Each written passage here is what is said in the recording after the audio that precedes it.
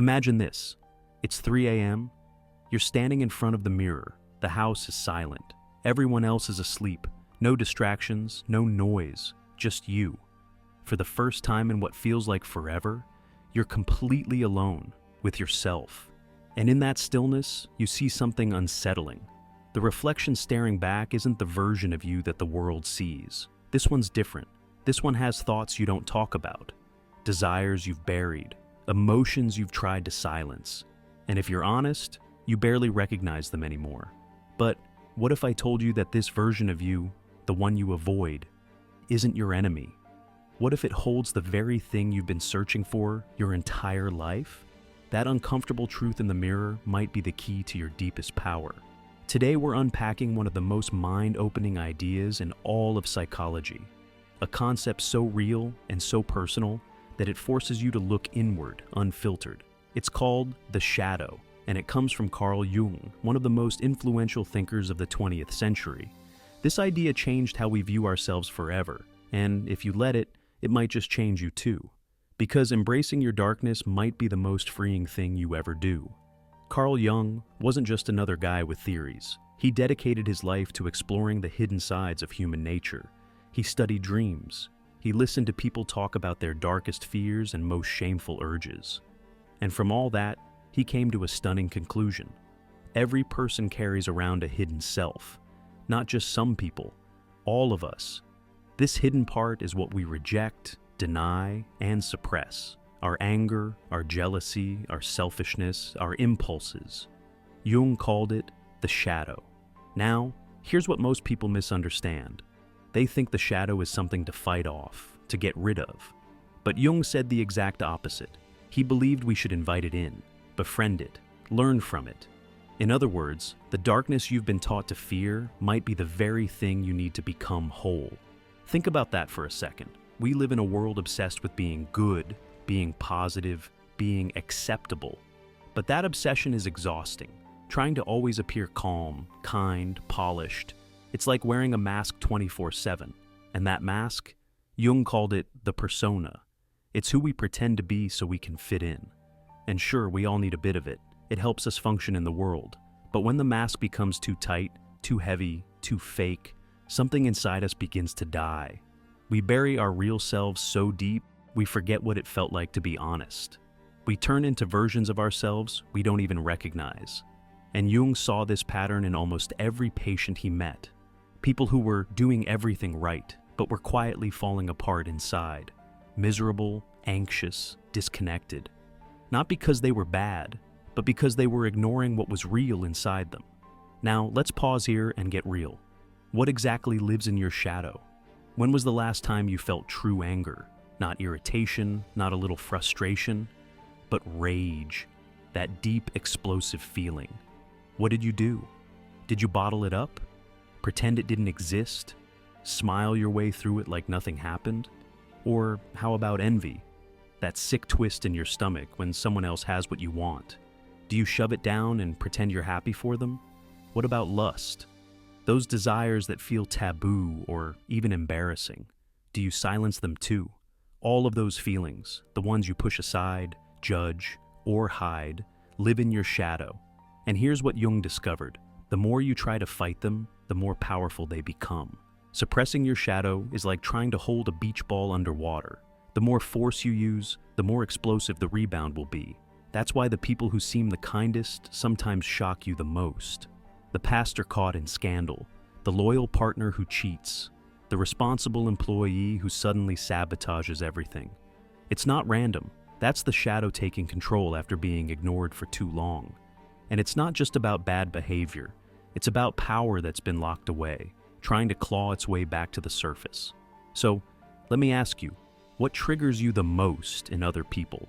The loud ones, the selfish ones, the lazy ones? That strong reaction you have? It might not be about them. It might be your shadow, showing you a part of yourself you've tried to forget. Jung called this shadow projection. We take what we can't accept in ourselves and throw it onto others. It's not them, it's you. And the more disgusted or angry you feel, the more important it is to ask, what part of me am I really seeing? That's not an easy question, but But if you're still with me, it means you're ready to explore what's under the surface. Because the shadow isn't just made of what's bad, it's also made of your potential, your creativity, your passion, your hunger to live fully. All of that gets buried alongside the things you judge as wrong. The person who always plays it safe might have a wild artist buried inside them. The rule follower might be hiding a rebel who's desperate to break free. The quiet one might carry a storm of expression, love, intensity. And until that side of you is given space to breathe, you'll always feel like something's missing. Now, this is where Jung's work becomes truly powerful.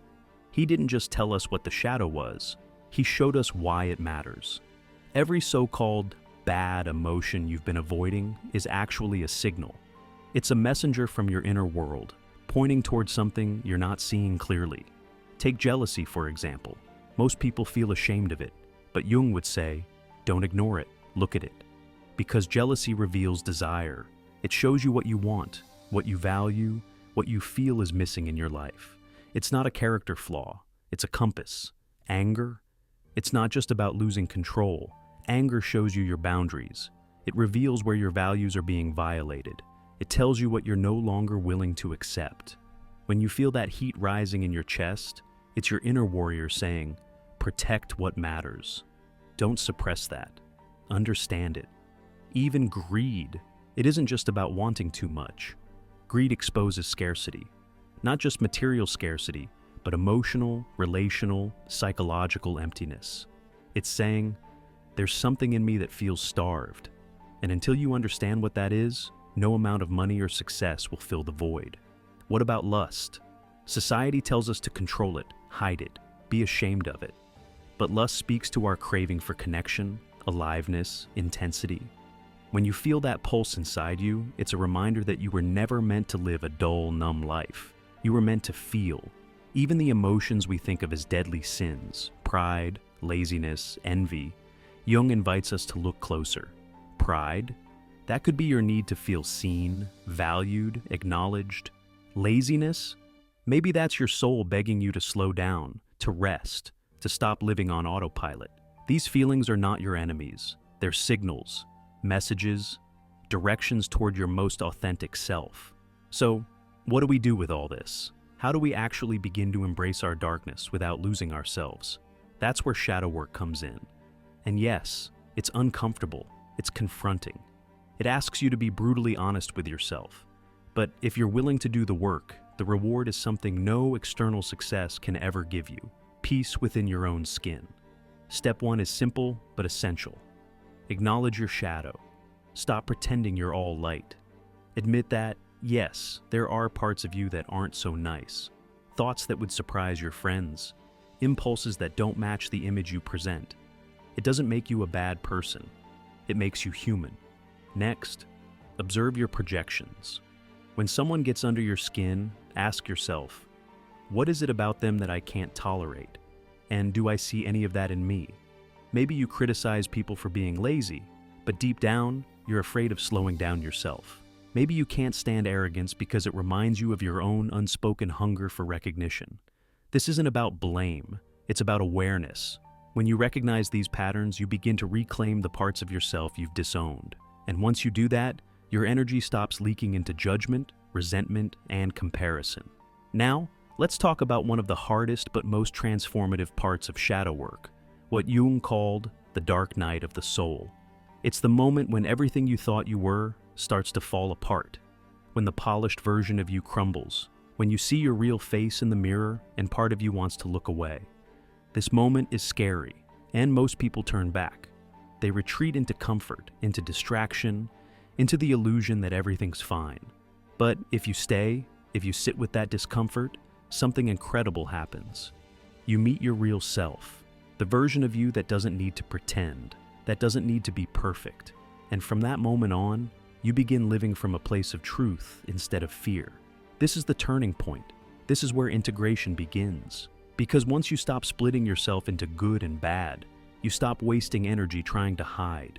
You begin using all your energy to create instead of suppress. You stop seeking external validation and start trusting your internal compass.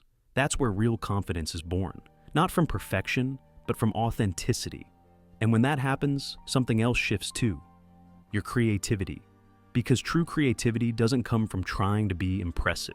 It comes from accessing the full spectrum of your being, your joy and your sadness, your love and your rage, your order and your chaos, all of it. Integrated people are not boring, they're electric. They draw people in, not because they're trying, but because they're real. And that realness, it's magnetic. You also become more compassionate, because once you've seen your own darkness and lived through it, you stop judging others for theirs. You don't look at someone struggling and think, "What's wrong with them?" You think, "I've been there too." You carry a different kind of empathy. Not the kind that pities, but the kind that understands. That's the power of integration. It makes you solid, whole, rooted. Now let's go deeper, into your relationships. Because shadow work doesn't just change you, it changes how you love, how you connect, how you show up with others. When your shadow is unacknowledged, you unknowingly drag it into every connection. You end up projecting your darkness onto the people closest to you. That's when relationships become power struggles, when one person carries all the bad traits and the other pretends to be good. You might play the role of the saint, the fixer, the responsible one. And your partner? They become the reckless one, the emotional one, the flawed one. But here's the truth. You're both mirrors. You're both carrying parts of each other's shadows. Some people even fall in love with their shadow. You meet someone wild and free, and you're drawn to them because they live the parts of life you've suppressed. Maybe they say what they think without shame. Maybe they break rules, chase passion, live loud. It feels exciting, but eventually, it drains you. Because you're depending on them to live the side of you that you've denied. And when they change or leave, you feel hollow. Like you lost a piece of yourself. But when you integrate your shadow, that dynamic dissolves. You stop needing people to complete you. You stop clinging to relationships based on unconscious needs. You begin to love with clarity, not to fill a hole, but to share from fullness. That's when real intimacy begins. Not the Instagram version, but the kind where you can say, "This is all of me," and mean it. That kind of vulnerability is rare, but when it shows up, it changes everything. Now, zoom out. Jung didn't just talk about individual shadows. He warned us about collective shadows, the parts of humanity we suppress together. Look at the world. The wars, the prejudice, the way we dehumanize each other. These aren't isolated incidents. They're the result of entire societies projecting their shadows onto the other. Another race, another country, another belief system. When we refuse to face our collective darkness, we become dangerous. We justify cruelty. We ignore suffering. We create enemies so we don't have to look at ourselves. But when even a few individuals do shadow work, the ripple effect is massive, because self-aware people stop feeding the fire. They stop blaming, attacking, othering. They bring empathy into conversations that used to be filled with hate. They hold nuance in a world that thrives on black and white thinking. This is why shadow work isn't just personal growth. It's global healing. The more whole you become, the less harm you cause, because you're no longer acting out your pain unconsciously. You're no longer at war with yourself, so you're not looking for enemies outside. This is the hero's journey that Joseph Campbell spoke of, the journey that every myth, every ancient story reflects. A descent into darkness, a confrontation with the unknown, and finally, a return, wiser, stronger, transformed. The hero doesn't slay the monster. The hero becomes one with it. They integrate the very thing they feared and emerge whole. That's what shadow work is. It's your personal hero's journey, not a battle to be good, but a commitment to be whole. Because when you meet the parts of yourself you've been running from, you don't just gain peace, you gain power. So, how do you begin? Start small. Notice your triggers. When someone annoys you, pause and ask, what part of me do they remind me of? Keep a journal, not for your goals or habits, but for your truth. Write the thoughts you usually censor, the feelings that make you cringe. Let them exist on the page. Don't judge them. Just see them, accept them, honor their message, explore your dreams. Jung believed dreams are how your unconscious speaks to you. Who appears in your dreams? What symbols repeat? What feelings show up that you don't allow yourself to feel in waking life? Dreams are doors. Pay attention. And go back to your childhood. What parts of you were scolded, rejected, mocked? Did you learn that being emotional was weak? That being sexual was shameful? That wanting attention was selfish? Those messages became bricks in the wall between you and your shadow. It's time to take those bricks down. Above all, practice radical self-honesty. Stop pretending. You don't need to be good. You need to be real. And being real means accepting the parts of yourself that don't fit the image. You don't need to tell the world. You need to tell yourself the truth. Because what Jung taught us is this: wholeness isn't about becoming better. It's about becoming complete. That's the real goal, not to be polished, flawless, or impressive, but to be integrated. When you stop judging yourself, you stop judging others. When you stop running from your darkness, you stop fearing life. You become grounded, centered, alive. That's the gift of the shadow. It doesn't make you a monster. It makes you a human, with depth, with passion, with courage. You stop being just a persona and start becoming a person. Right now, your shadow is calling, not to scare you, but to wake you up. It's been whispering to you through your emotions, your triggers, your restlessness.